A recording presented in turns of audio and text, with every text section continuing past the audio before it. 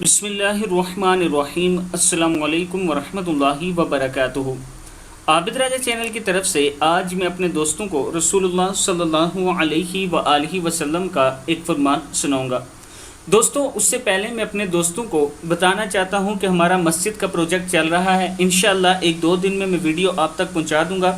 اس کے ساتھ ساتھ لال حسین صاحب کا مکان کمپلیٹ ہو چکا ہے، اس کی ویڈیو بھی میں آپ دوستوں تک پہنچا دوں گا ایک دو دن تک۔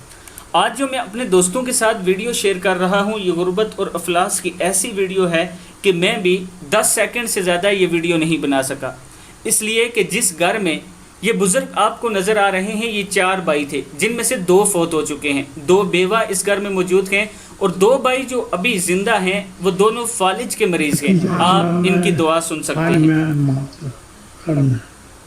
اللہ آپ کو بہت اجر دے۔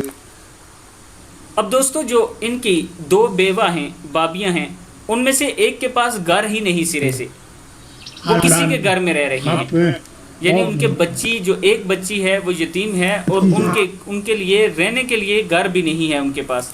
اگر آپ دوست تعاون کریں گے انشاءاللہ، اس سے پہلے جیسے میں نے آپ کے پیسوں سے، آپ دوستوں کے تعاون سے بہت سے لوگوں کے گھر بنوائے، مسجد بنوا رہا ہوں، انشاءاللہ ان لوگوں کا گھر بھی بناؤں گا۔ اور ان کی عید پہ آپ دوستوں نے جو راشن بھیجا تھا، میں نے 2 بار مدد کی ہے ان کی، الحمدللہ۔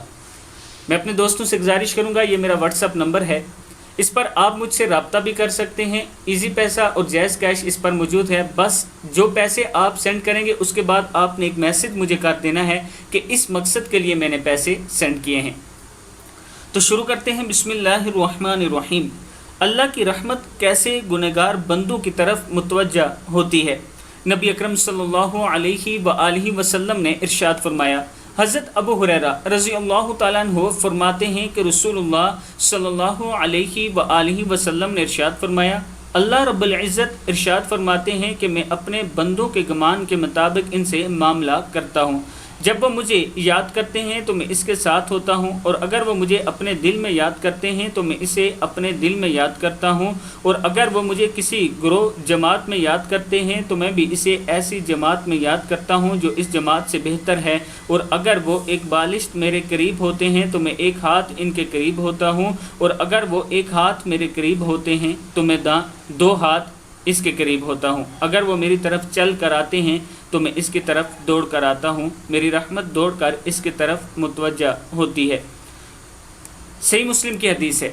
میں اپنے دوستوں سے گزارش کروں گا کہ توبہ استغفار کرتے رہا کریں اور ذکر اذکار کرتے رہا کریں، اپنے رب کو یاد کرتے رہا کریں۔ السلام علیکم ورحمت اللہ وبرکاتہ۔